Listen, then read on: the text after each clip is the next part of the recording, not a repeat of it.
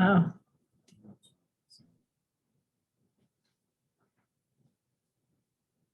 Okay, the meeting is now being recorded. Mhm.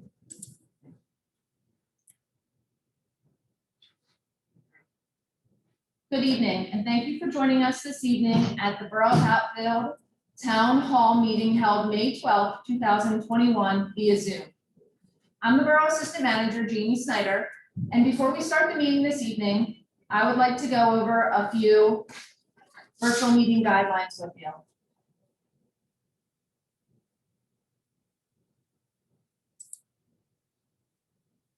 So virtual meeting guidelines for this meeting, you have video access to this meeting, but it is disabled.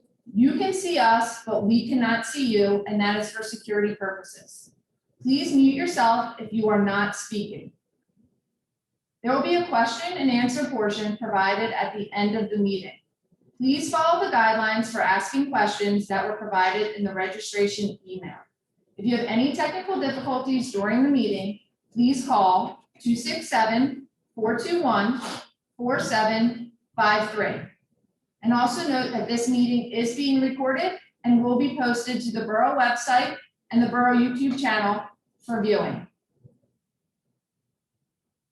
So now I'm going to turn the meeting over to Borough Manager Michael DeFinis. Thank you.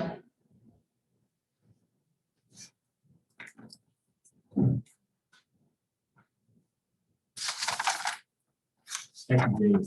So good evening. First of all, I'll introduce the presenters for this evening, and you just met Jamie Snyder. Jamie's the Assistant Borough Manager. Stephen Fickert is the Public Works Director, and of course, I'm Michael DeFinis, the Borough Manager. Before I get into my presentation, I just want to mention the other Borough staff members that are either online with us or here present tonight. Present tonight, we have the Public Works Director, the Public Information Officer, Lindsay Helm. She's running the behind-the-scenes Zoom meeting functions for us this evening. We also have Diane Farrell is the Treasurer for the Borough. David Weiss is the Utility Billing Coordinator for the Borough. And the Borough's Code Enforcement Building Inspector is Matthew Trainer. The elected officials for Hatfield Borough, President tonight in person is President John Wireman. Other Borough Council members, Vice President John Presser, Borough Council member Sal Delicio, Borough Council member Jason Ferguson, and Council member Warren Stevens. Mayor Kaler is, I believe, online as well, and the tax collector is Nancy DeFinis. With us this evening, well, we have the state and county officials are State Senator Maria Collette, and I believe she has a representative online this evening. And then we have Mr. Steve Malagari, State Representative Malagari, who's actually present here this evening.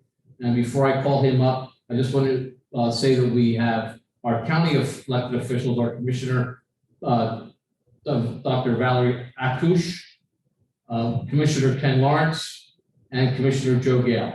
So since we have the good pleasure of having State Representative Malagari here tonight, we're going to ask him to come up and say a few words.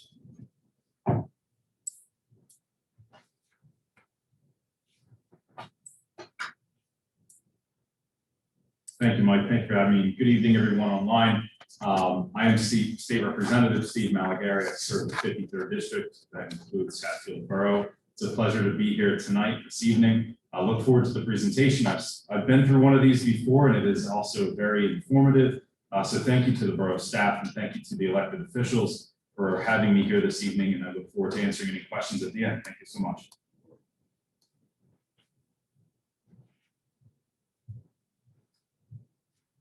Before I get into the presentation that Jamie so professionally prepared for all of us this evening, I just want to say a few things about staff and their response to this past year plus to this coronavirus, this COVID-19 pandemic that we were all faced with. The borough staff, every one of us, every one of the staff members and public works employees are tasked with several things. Number one was to keep themselves healthy, their colleagues healthy, their family and friends healthy, so that they can come to work every day, so that they can fulfill their obligations to the borough as necessary employees to the borough.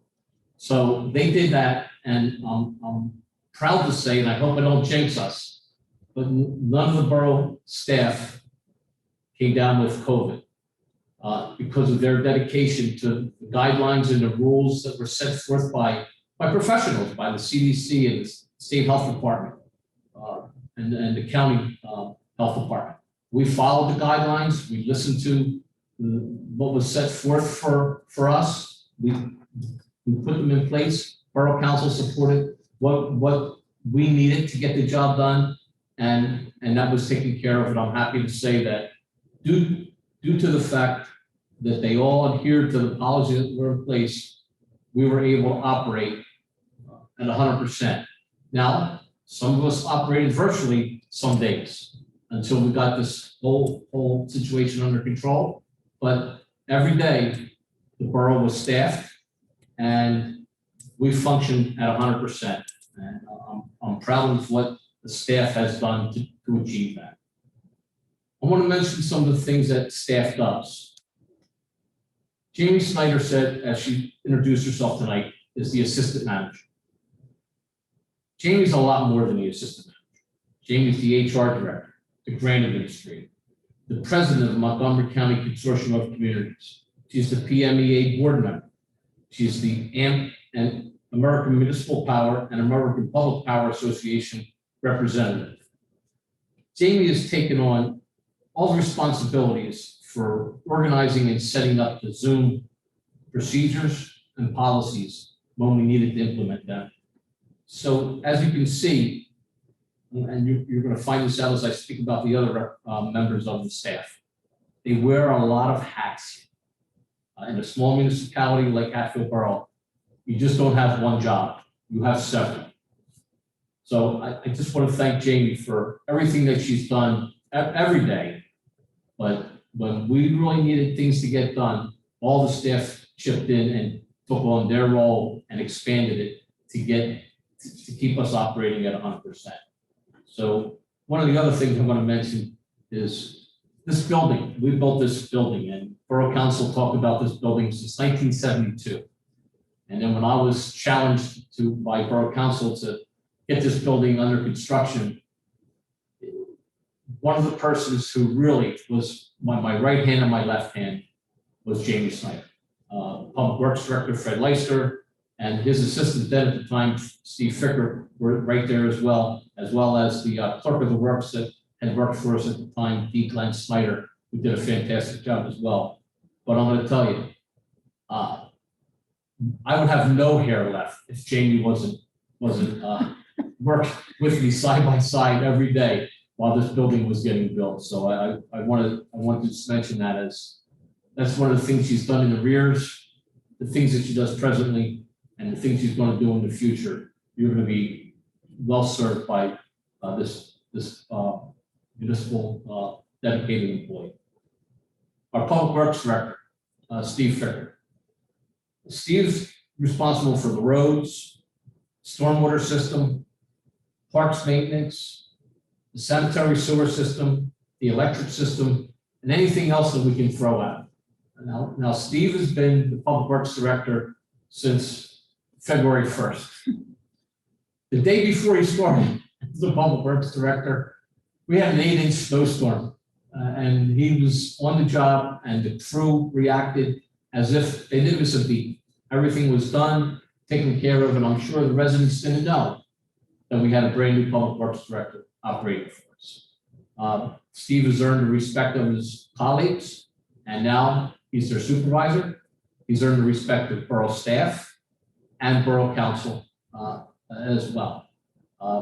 You're going to soon find out that hiring from within, someone, a dedicated employee like Steve that has really dedicated his time and talents to learning as much as he could to achieve the goal of being the Public Works Director, you're going to see soon how valuable that is to a municipality like the Borough of Hatfield.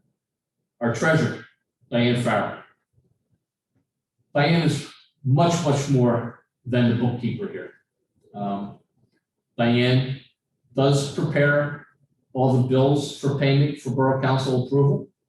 She handles all the deposits for the borough, making sure that all the deposits from utilities and other entities are deposited in the proper borough accounts, as well as those wire transfers and direct deposits and credit card payments that are made. Not only does Diane do all that, but she's the keeper of the archives for the pension plan, the investment plan. She interacts with the liquid fuels account with PennDOT to make sure we're following all the rules, regulations, guidelines, so that we can properly utilize our liquid fuels dollars. So as you can see, the theme here, all the employees wear more than one hat. Utility billing coordinator, David does. David does more than just collect the bills at the window. He actually has to convert the data that comes in from the data collection system on the new AMI meters into our utility billing system so that he can prepare the bills for the residents of business owners. He does that for the electric department and the sewer department. During that AMI integration, there were many hiccups that David had to handle going forward to make sure that the bills were done properly and on time. We now have an operating system that we're all going to be proud of, and that will be very efficient for not only for the residents, but for the staff and administration as well. Lindsay Hellman, our public information officer. So Lindsay wears several hats as well. Lindsay is the right to know officer, the HERC coordinator, TMA, Transportation Management Association representative. She is our utility support person. When David needs help, because he's getting busy doing something, she'll take payments for it. She's the event coordinator, social media, and website facilitator.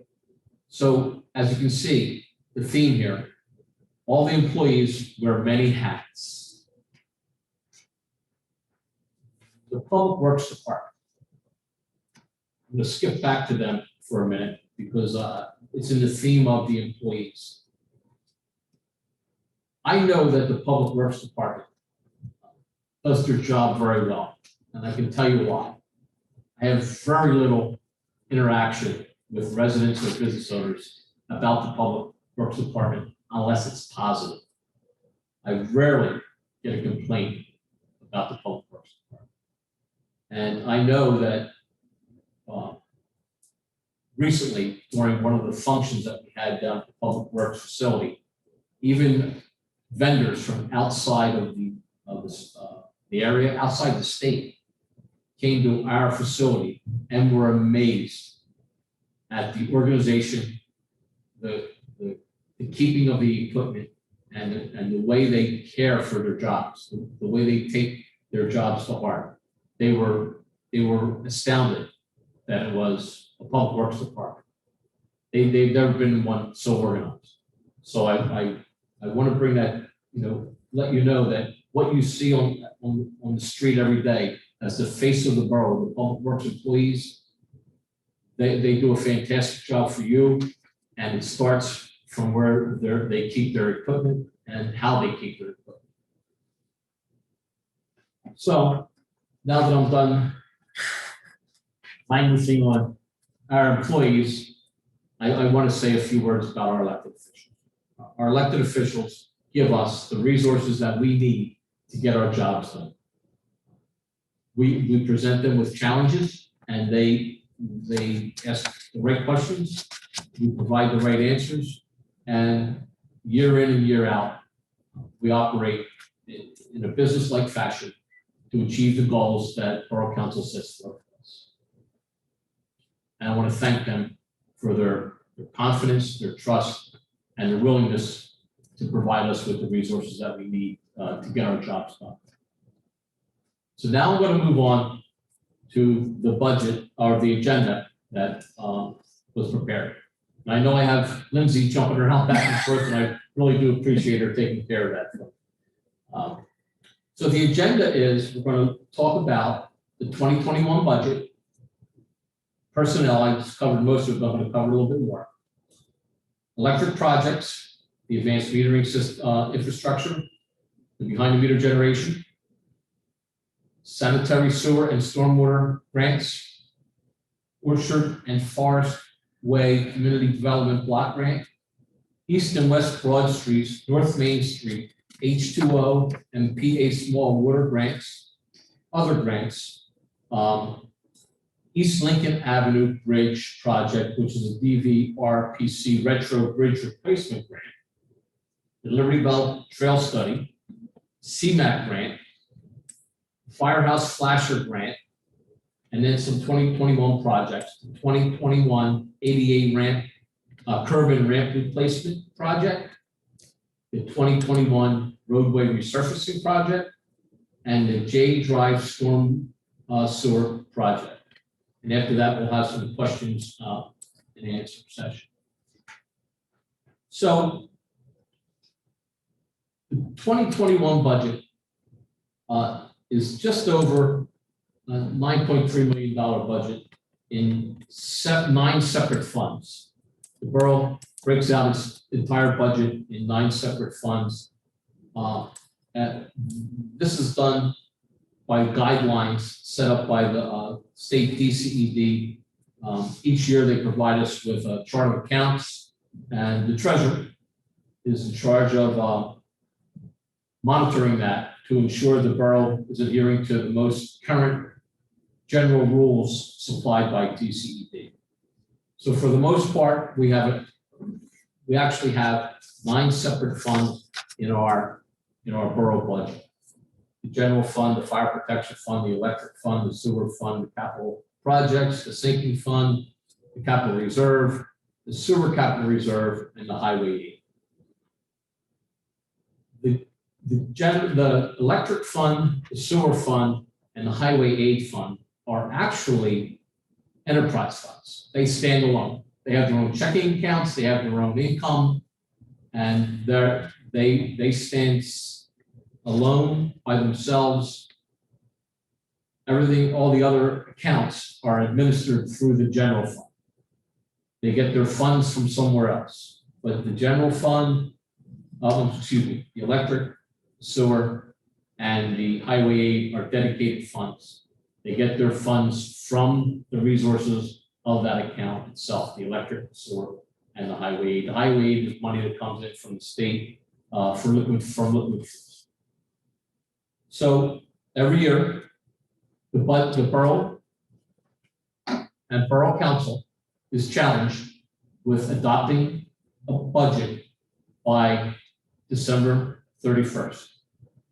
And every year they do that. Every year since I've been here, and I know every year since John Wyerman's been on council, they've done that. So one of those challenges is, how do you administer the needs of the municipality with the revenues of the municipality? And for many years, this municipality has done a fantastic job with balancing that need with the available resources. And they'll continue to do that, I have no doubt.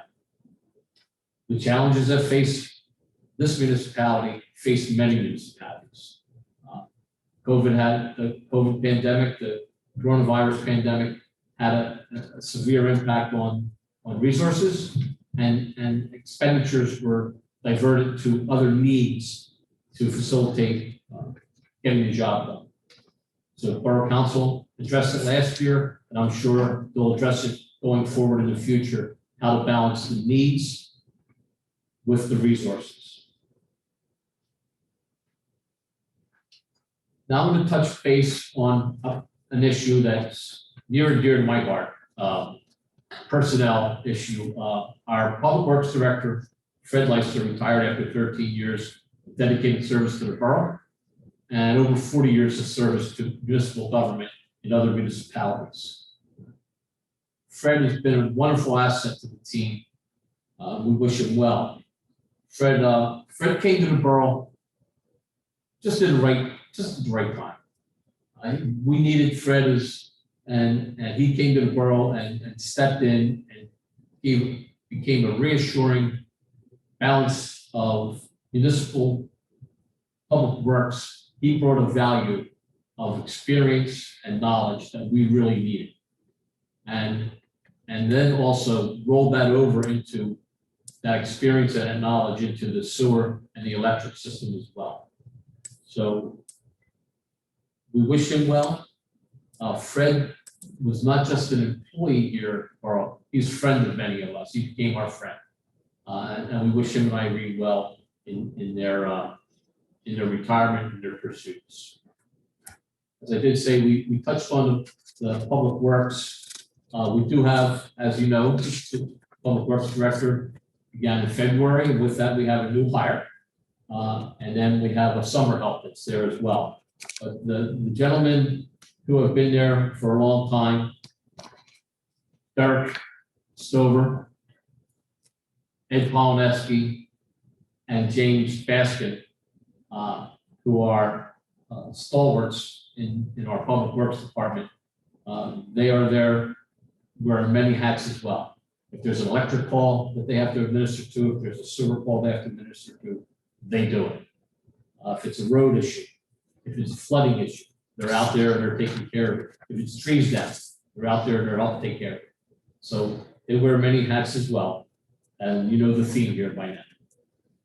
We're going to move on to electric projects. The borough is a public power community. We're one of 35 public power communities in the state of Pennsylvania, and a little over 2,000 public power communities in the country, serving about 49 to 50 million customers. That's 1 in every 7 electric people that are electric customers are served by public power. And I read something recently that Thomas Edison, I believe, had the first electric system, generating system, patented in 1880. The borough had its first operating electric system in 1908. So 28 years after the implementation of the first generating system, the borough had its first operating system. Now, you might think that's a long time, 28 years, but 28 years from 1880 to 1908 is light speed in today's standards.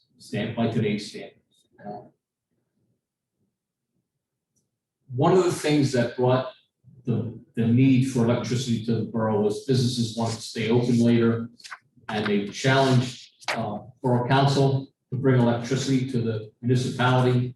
And when none of the investor-owned utilities would do that, the borough decided to build their own infrastructure. So the borough's been in the electric business since 1908. And because of that, all the resources from that electric system stay here in the borough. They don't go outside. So it was a positive thing back then, and it's a positive thing today. It's amazing all these years later that impact, that bringing power to the borough, the impact that it's had on the borough for so many years. Moving forward, we're going to talk a little bit about the advanced metering infrastructure, which is the AMI program, as it's known as, and it's the new meters plus the data collection system that was put in place and the data conversion system that had to be redrawn and rewritten as a program for the borough. So with this comes a whole network of reliability and system analysis that we have now at the click of a finger. So we know when there's problems on the system. We know where there's hotspots. We know if there's been an outage. we get alerts on it. So it's updating the system to where it should have been for a long time, but it took a long time to get there because of cost. When I became the manager here in 2009, the cost of a program like this was over $1.2 million. The borough partnered with American Municipal Power to bring the cost of this program down to just over $460,000. To implement this with brand new meters, brand new system, and the back office support necessary to run the system. That 1.2 million did not include a back office system. We would have to develop that on our own. So this system is almost a plug-and-play system developed by American Municipal Power, which Hatfield Borough is a member of. And we encourage them to go out and put this together. The members, the 135 members of American Municipal Power, encourage them to put this together. And if they would, we would take part in it. And we did. The benefits to the residents is you will now have your advantage of having your own electric portal on CenterView.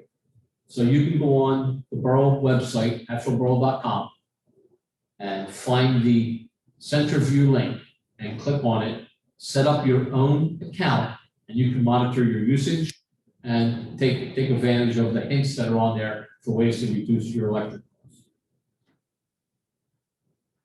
Moving right along, we're going to get into behind the meter generation. So behind the meter generation, many of you may know that as demand response. We in municipal electric and public power, we call it behind the meter generation or peak shaving. So the goal here is twofold. The peak shaving is to reduce the capacity costs from the peaks that were charged annually. The borough will have at least, they have 5 coincidental peaks that they measure a year, and those highest peaks are what they have to have available for the borough at all times on the grid, plus a 15% over that to make sure that there's always power for the municipality. These capacity charges didn't exist before deregulation. Since deregulation, these capacity charges have increased over 100% since they started. So the challenge is, how do we mitigate that? Well, we put in this generator, and during those peak times of the year, we operate the generator to come off the grid. You know it as demand response. In public power, we call it peak shaving. So we'll use our generator to come off the grid and not experience those peak surges. And then in the future, we'll do the same thing, and we won't have to pay those high capacity costs. It also serves, as I said, a twofold purpose. This now becomes a backup generator for the borough. This generator can actually operate about 99% of the borough at one time. And that has been a discussion that's been in place since 2012. Not many of you remember, but November 2nd, 2012, Hurricane Sandy rolled through this area. And I remember it like it was yesterday. I lived it. And being without power from our supplier through transmission lines, because there was a couple broken cross arms on the system, and because we're such an outlier of their system, it took them 3 days, almost 4 days, for them to repair us and get us back online. Should that happen in the future, this generator would act as our backup and solve that problem for us. With that came some upgrades to the system that the borough actually was willing to contribute, but this system is actually being paid for by the savings that will be achieved through the peak shaving with the demand response program.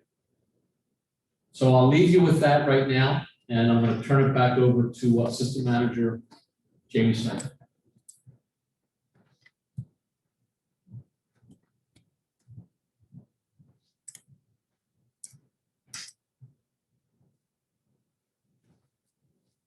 Thank you, Manager DeFinis. In case you're joining us late, I am Assistant Manager Jamie Snyder for Hatfield Borough, and tonight I'm going to talk to you about sanitary, sewer, and stormwater grant projects. As Manager DeFinis mentioned earlier, I'm the grant administrator for the borough, so I just want to go over some grant projects that we have going on right now and that are coming up in the next couple of years. So the first grant project I'd like to talk to you about tonight is the Community Development Block Grant, otherwise known as the CDBG. This grant was awarded for Orchard Lane. So as part of this grant project, Hatfield Borough is going to replace 541 feet of sanitary sewer pipe along Orchard Lane. In addition, Hatfield Borough is going to approximately replace 309 feet of sanitary sewer pipe on Forest Way. The estimated project cost for this project, for the combined total of both projects, is $383,000. As part of this project, you can see on the right-hand side of your screen is private lateral repair. What Hatfield Borough is going to offer for residents is for them to replace their private laterals. That is the red line that is dictated on your screen in the top picture on your right-hand side. That would represent a lateral coming from a private residence through to the curb line where it would connect to our main sewer infrastructure in the road. What we will offer residents is the opportunity to televise, and if necessary, or they decide to, replace their private lateral. A lot of you know infrastructure is aging. A lot of infrastructure is made with terracotta clay pipes. So this would just be an opportunity for residents to partner with the Community Development Block Grant and replace that private lateral on their property. What we're hoping is to eliminate inflow and infiltration into our system. That's other words known as I&I is what some engineers refer to as. So if you hear someone talking about I&I, they're talking about the inflow and infiltration of water into your system. We just want to reduce the unnecessary flow that we send to our wastewater treatment plant. And this is just one way that residents can help by replacing their private laterals.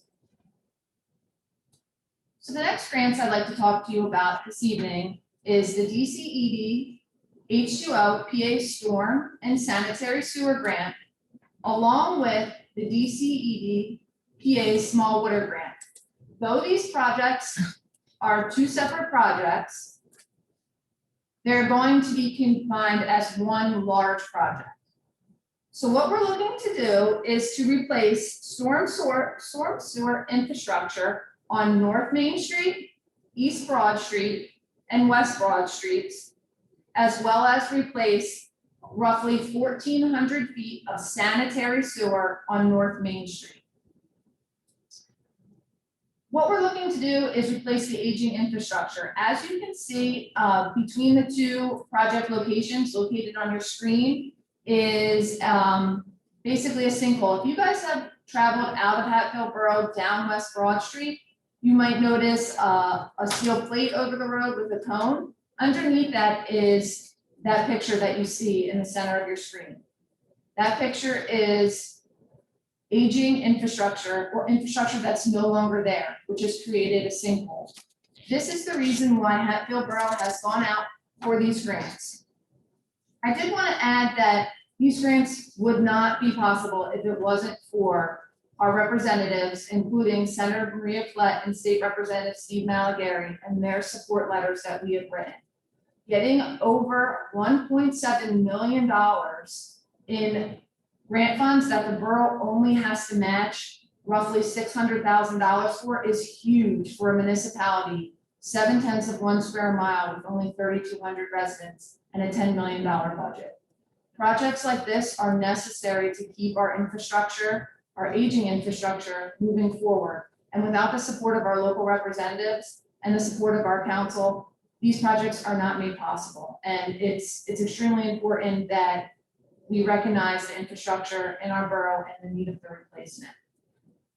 So I wanted to note that these projects right now are currently being surveyed. So you might see some people out on West Broad or East Broad grabbing our surveyors mark properties out there. We're trying to have the bid package put back together and we'll be out for bid in January.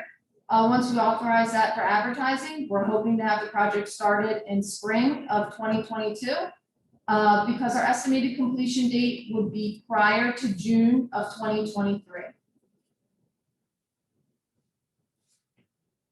So some other grant projects that Hatfield Borough has going on outside of sanitary or stormwater management is the DVRPC Retro Bridge Reimbursement Grant. That's for the East Lincoln Avenue Bridge. As you can see, the picture on your left-hand screen is East Lincoln Avenue Bridge. That is the old double arch stone bridge. It is going to be replaced with a single arch cast iron bridge. The project is estimated cost at $1.2 million, but the borough is only going to be required to match $257,000 of that. The contract has currently been awarded to AJ Jurek. And if you've been down East Lincoln Avenue, you may have noticed that there are signs out that the road is going to be closed shortly. I believe it is scheduled to be closed May 24th through October of 2021. The road will be open for local traffic as well as accessibility to businesses that are in the downtown area. Also, as part of that grant project, Hatfield Borough has relocated electric and telecommunications on that road. We'll be replacing existing sanitary sewer under the bridge. And we'll also be working with North Penn Water Authority to replace a main in that area, to replace the water main as well. Another part of that grant that we were awarded was a DCED Economic and Community Development Initiatives Grant. This was awarded from Senator Klutz's office and we received $50,000. This is going to address crosswalks and ADA ramps at the intersection of East Lincoln, East Broad, and North Market Street. We're going to tie phase one of this project in with the East Lincoln Avenue Bridge project because the road will already be closed. So what phase one of this project will be relocating the crosswalk that now exists on East Lincoln, moving that ahead of the stop sign, and putting some ADA accessible curb ramps on the corners of East Lincoln and East Broad Street. Finally, some more grants that Hatfield Borough has been awarded and that we're currently working on for our 2021 year is the Liberty Vale Trail feasibility study. So the Liberty Vale Trail feasibility study is a study that's taken place to talk about how we can expand the Liberty Vale Trail from Upper Gwynedd through Lansdale, Hatfield, Franconia, all the way out to Telford. What we're asking borough residents and all residents that are affected by these areas is to please log on to the website that's listed in this PowerPoint. It's a wiki map. What you can do on the wiki map is you can make pinpoints on the map. Where would you like to see access points on the Liberty Vale Trail? What destinations along the trail would you like to stop and visit? Where do you want the trail to connect to? And do you picture any barriers when traveling down the Liberty Vale Trail? I know now Hatfield Borough has their portion of the trail done, but other municipalities don't. And do you see issues with traffic, or would you want bike access? Would you like lighting along the trail?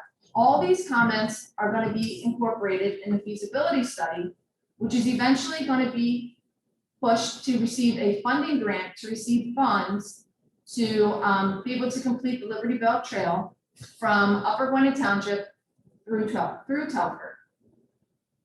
Next, the CMAQ grant.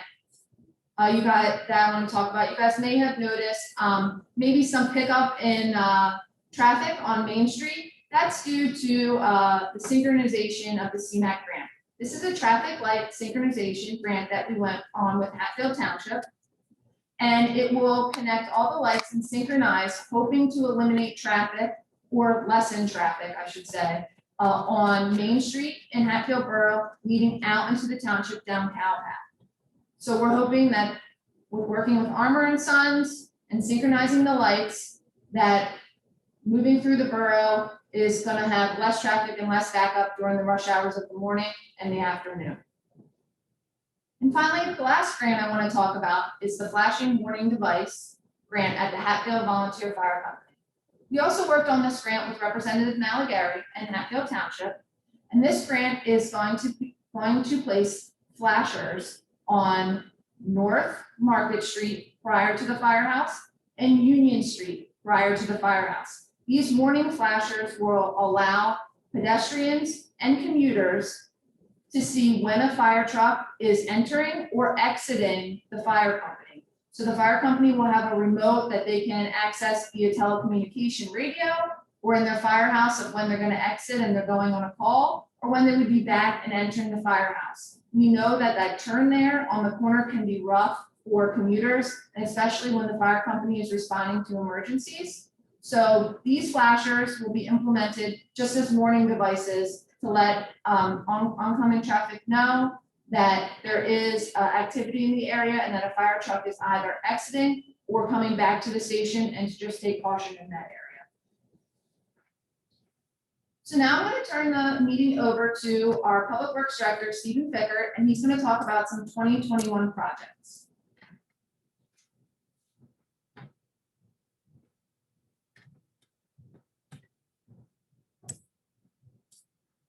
Thank you, Jamie, and I'd like to thank everyone for joining us tonight. It really does mean a lot that you take the time out of your schedule to join us here and, you know, just take part in your community and what we have to tell you and take in the information that we're talking about. So first thing we'll talk about is 2021 ADA curb ramp replacement project. We got two pictures here. We got the one on the left is an older style curb ramp. It's the pitch is very strong. It's just not ADA compliant to this day and age standard. The one on the far right here is one of the newer ramps that was done, I believe, at South Wayne Avenue and West Lincoln Avenue. Basically, anytime we do any kind of repaving of roads, we are required to put in new ADA curb ramps. The curb ramps that have been done this year, I'm sure a lot of you have seen contractors working, a lot of disturbances in traffic, and luckily they were in and out in a very short timeline. They got done at along South Main Street at Poplar and also at Blaine Avenue, and they've also done the crossing at North Wayne Avenue and June Drive. The picture in the middle is the sidewalk replacement. The white X's you see are indicating basically failing sidewalk safety hazards. Once again, this kind of goes hand in hand with any time road work gets done, repaving of roads. The homeowners are going to be responsible for replacing any deteriorating or faulty sidewalks that could impose a safety hazard. The next thing we'll be talking about is the 2021 roadway resurfacing.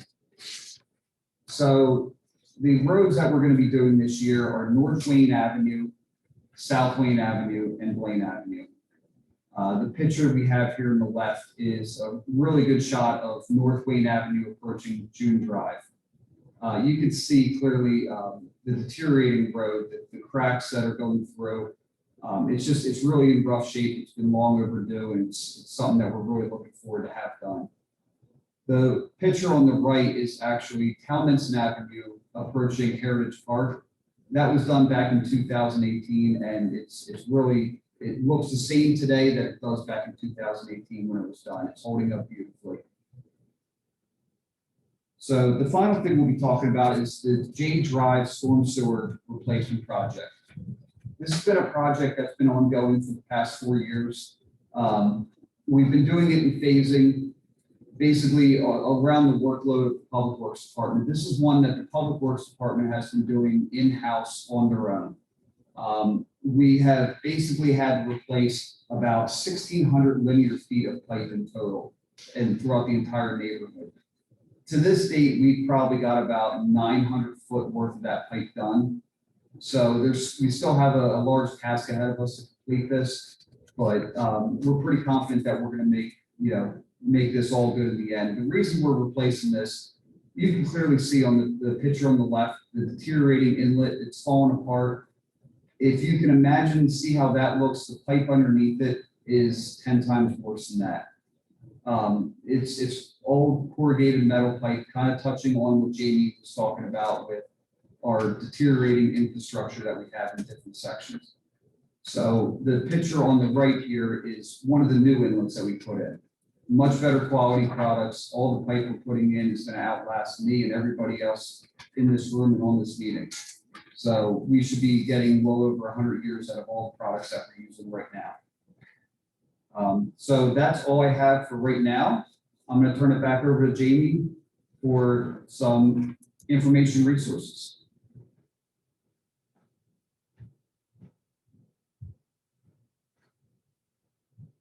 Great, thank you, Steve. So finally this evening, I just want to talk about some information resources that Hatfield Borough has for you and ways that you can contact Hatfield Borough if you have any issues, any questions, or you just want to share some good news with us. So on the left-hand side of the screen, you can see that there's a photo of the Borough Informer. This is the Borough newsletter, and it is sent to all businesses and residents quarterly, so 4 times a year through your mailbox. You'll be able to see this. I believe the spring one just went out last week. Next to that is the Indian Valley Today. This is a new newsletter that we're in partnership with the Indian Valley Chamber of Commerce. This newsletter will be delivered to, again, all borough businesses and borough residents, just like our quarterly newsletter, but it's going to be delivered twice a year, and it's going to highlight Hatfield Borough along with other municipalities in the Indian Valley area. So look for that in your mailbox this fall. Hatfield Borough is very active on our social media. I wanted you to note that we're on Facebook, Twitter, Instagram, and we also have a TV channel, channel 22 on Comcast and 22 on Verizon. Please note that Hatfield Borough does have an updated Facebook page, and it's located at Hatfield Borough 19440. So if you're not following us on Facebook, please check out Hatfield Borough, make sure you add the 19440 and follow us on our new page. As always, if you have any questions or comments, you can always email admin@hatfieldborough.com. Or if you have an electric or sewer emergency and it's after hours, you can call the emergency number at 267-421-4753. So if you have an electric or sewer emergency and the borough office is not closed, please feel free to call that number, as it is manned 24 hours a day, 7 days a week, and we will have somebody come and address your emergency situation. Lastly, I wanted to highlight that the borough just launched, I would say roughly 2 to 3 weeks ago, the new borough website. We still use the same URL, hatfieldborough.com, but it's a brand new updated website. Very easy to access, very easy to go through, hit tabs, find out what's going on in your parks, find out some information about your local elected officials, including all their email addresses and their extensions, if you'd like to get in touch with them. Also a great page that has all meeting minutes from public meetings, as well as agendas, packets, and we are now recording all public meetings. So if you don't have time or you didn't get to access our meeting live when we go back in person, or you weren't available on Zoom, feel free to check out hatfieldborough.com. Check out the section where we will post our recorded meetings to the website and also our YouTube channel. So for tonight, that's all that I had to share with you. And I want to thank all of you for joining us. Manager DeFinis and Steve Fickert, our Public Works Director, thank you. As Steve mentioned, thank you for taking the time out this evening to join us. We appreciate it. We're now going to open it up to the question and answer portion of the Zoom meeting. So during this portion of the Zoom meeting, you can either use the raise hand function on Zoom. You can type your question into the chat box and Lindsay will be more than happy to read it out loud to us. Or if you're just calling in on your phone, all you have to do is press *9 to raise your hand and Lindsay will call on you. And you can ask any questions that you have about our presentation, any questions about things or projects you see going on around town. We're here to answer any questions for you. Also, if you have a question for Representative Malagary, he's in attendance as well. and he'll be able to address any questions at this time. So I open the floor up to you. If you have questions, please share them.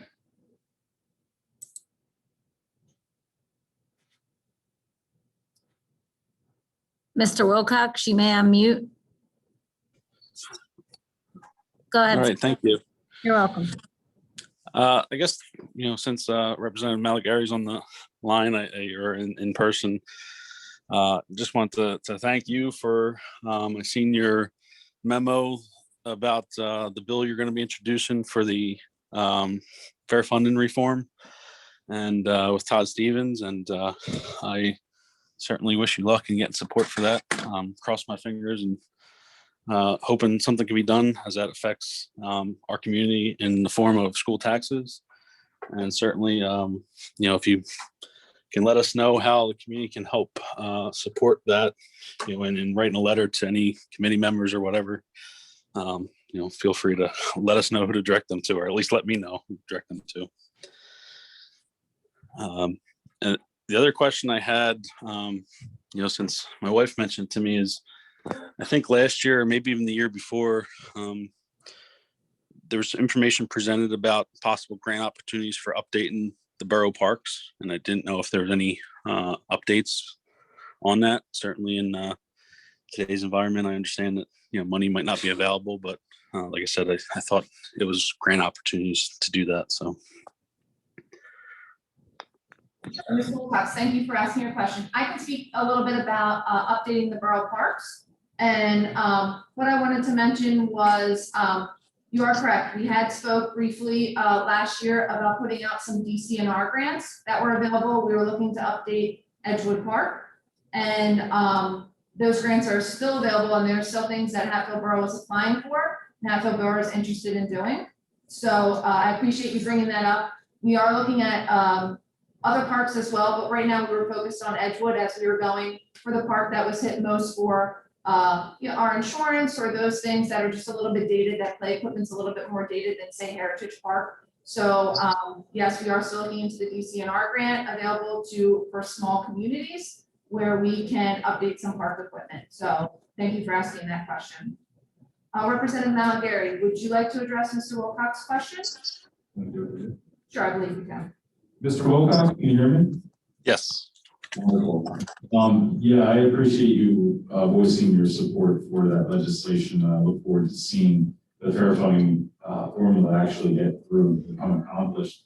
My recommendation to advocate for it is to not only reaching out to me is one thing, and you're already doing that. However, it's really in the central part of the state, there's a whole list of districts that have representatives where it would be gaining funding from this in their local school districts, and that's where I would be putting my efforts toward is asking those representatives where they are to support this as well. Out here, most of the districts already support it. Representatives that represent those districts are supportive already.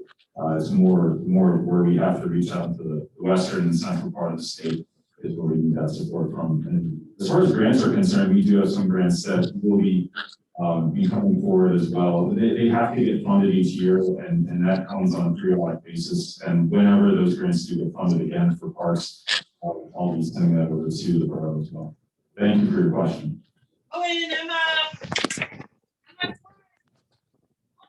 And I did have two other questions, and honestly, they're pretty inconsequential. So, I'll defer them to the end in case someone else has something. But if not, I'll come back and ask them. Mr. Wilcox, you can ask them right now. We've had plenty of questions and answers, and everyone will have an opportunity. So if you'd like, since you're on the floor now, if you'd like to ask your questions, that's not a problem. Okay. So, the first one, like I said, they're pretty inconsequential and mostly born out of curiosity. What,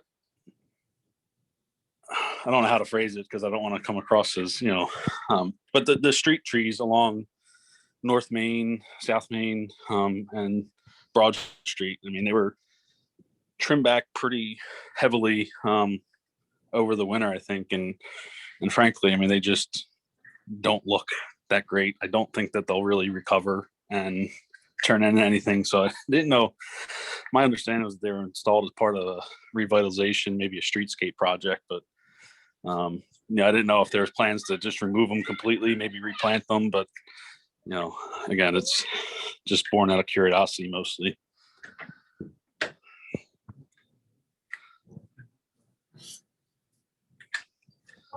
Stephen Figger's going to come up and address that question. Yes, Mr. Wilcox, I would definitely agree with you. Those trees they got hit a little hard this year, I'm not gonna lie. But I can assure you those trees, they, as scarce as they look right now, they look back. At this time, there is no plans for removing them or replacing them. We try to maintain a trimming on them every year. But, like I said, they will come back. It's just, maybe gonna take an extra year this year. Thank you. And then the last question, I'll still ask it, even though I think you touched on it a little bit. And again, I know where to go, but maybe for the benefit of other people, you mentioned the official borough, Facebook page. I guess I was curious because it does seem like there are a few, and I'd be concerned that if someone was trying to use that as a method of contacting the borough, you just said which one to use, but if they don't happen to watch this, so maybe you can just kind of reiterate that, because like I said, there's the old one that got deactivated, there's the official page that you mentioned, and then there's also a page that's set up as a personal page, which posts quite often as well. So it could cause some confusion for borough residents.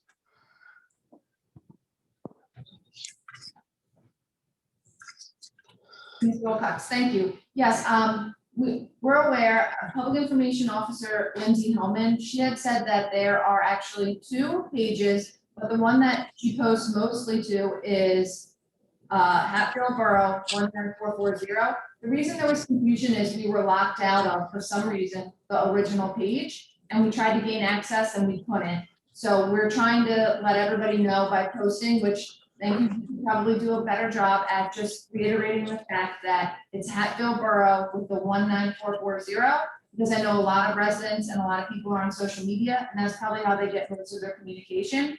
So we can try to do a few more blasts about maybe posting it to our website or making it a little bit bigger or bolder, or I can work with Lindsay on some ideas that we can just get a better following on our social media for the new page. As I'm aware that it may be a little confusing to some residents who maybe have followed the old page or still trying to gain access to the old page, or think that we may not be posting because they do not realize that we have to move on. All right. And thank you all for putting this on and providing the information. Everybody in the room there, Public Works Director, Manager, Assistant Manager, everybody. So thanks again. Thank you. Thank you for joining us. All right. So we have a couple of questions in the chat. The first one is from Angie McD. What, if any, were the decisions on granting building permission to the property on East Vine Street? Great, I'll turn that over to Manager to finish.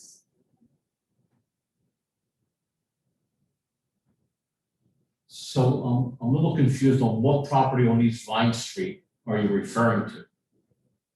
Angie, if you could type a reply, we'll skip to the next question and then we'll go back to you.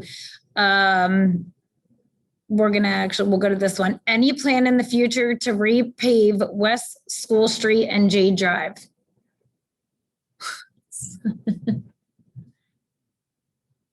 That's actually a terrific question. There are always plans to repave roads, and it just so happens that one is in my 5-year road plan.